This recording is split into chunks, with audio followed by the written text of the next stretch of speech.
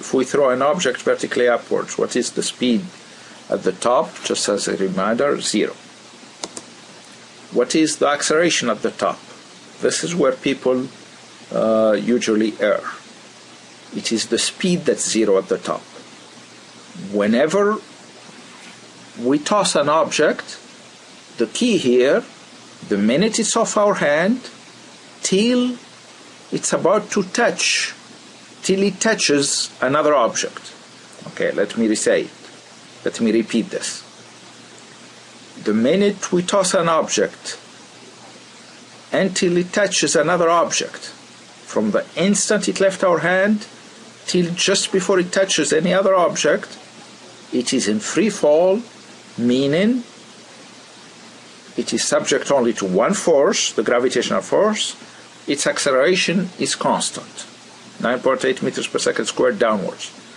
It does not matter if it is moving up, moving down, momentarily stopping. It does not matter where it is. The reason for the acceleration is having that gravitational force.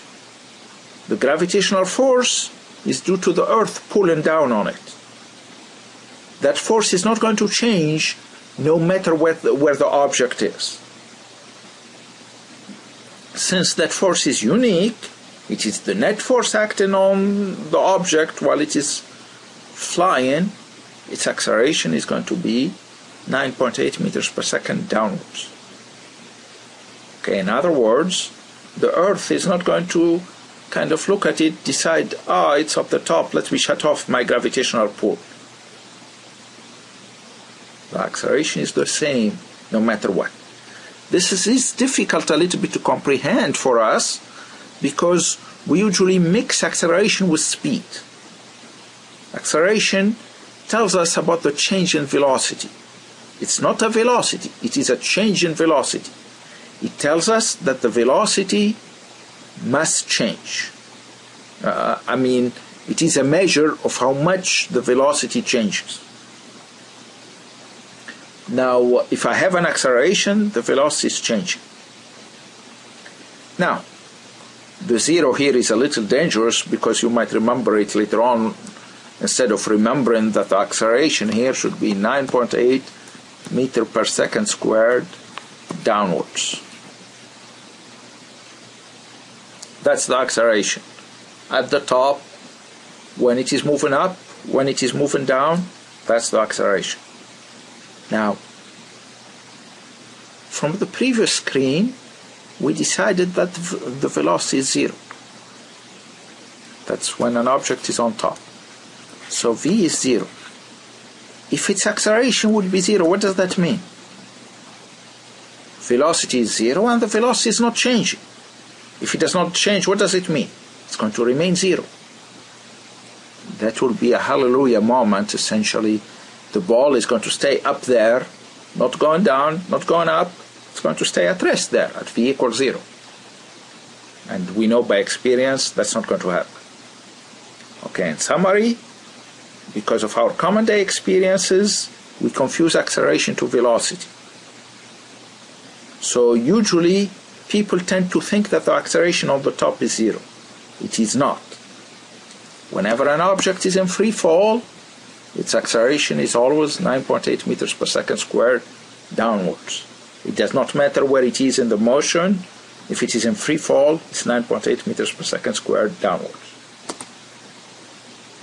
Okay, which is again what we just said here. Acceleration is 9.8 meters per second squared downwards. No matter at what time it is falling. Whenever it is in free fall, that's the acceleration. The minute it touches something, that's a different story. But it's a free fall, 9.8 meters per second squared downwards.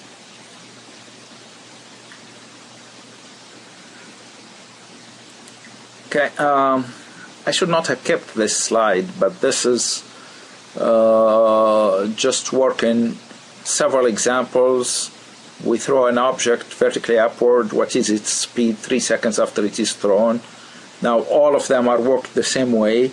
Your VI is given. Your V at 3 seconds is going to be VI plus AT.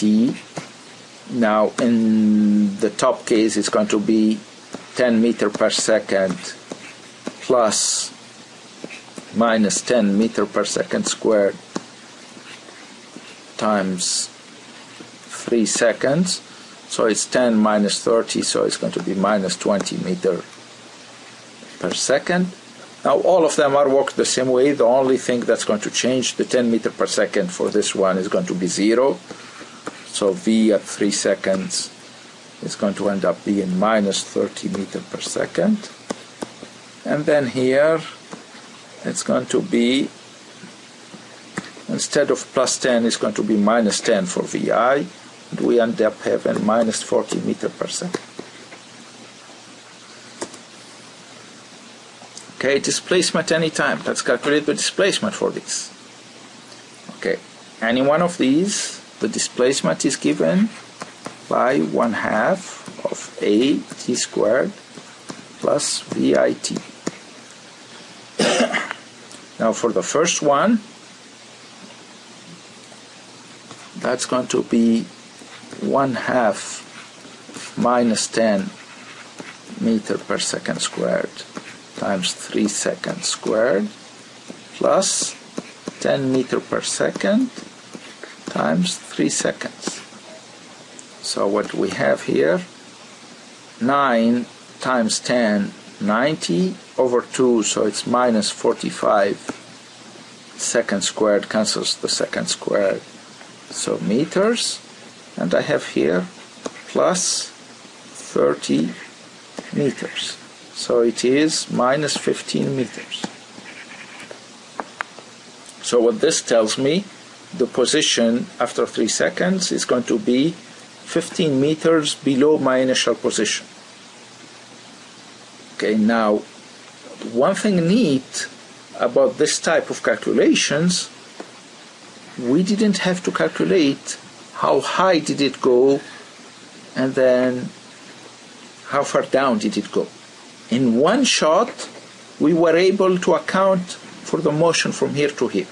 When we used the displacement, in one shot, all what mattered is final position and initial position, the change between them, minus 15 meters. It didn't matter how did we go there. We know it's up and down, but it didn't matter. This formula gives us things quickly and correctly without any issue. Now, the second part here, if VI is equal to 0, same equation. I'm going to just plug in the values, so we are going to have the same 1/2 of AT squared, so that's the same minus 45 meters, plus 0 times 3 seconds. So it is minus 45 meters. So it's going to be minus 45 meters below the initial point. That's quite a distance actually.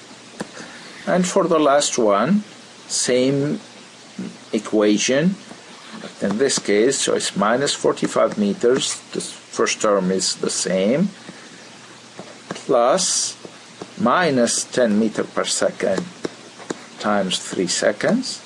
So it means we are going to have minus 45 meters, minus 30 meters, so it is minus 75 meters.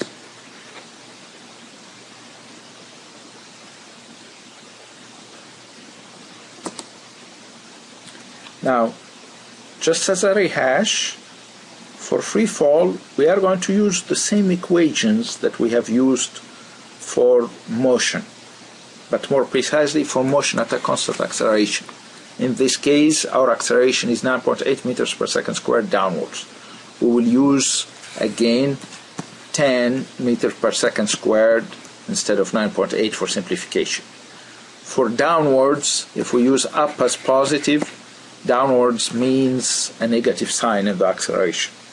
Just as a quick reminder, our equations are in this slide that I'm going to pull up. It's the same equations. Now A, or what I call here A sub x, is going to be the minus 10 meter per second squared, and the rest is the same as what we have used before.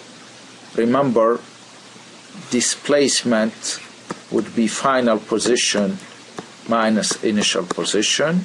I could have used this format as well. It would have been the same thing. Displacement is PF minus PI.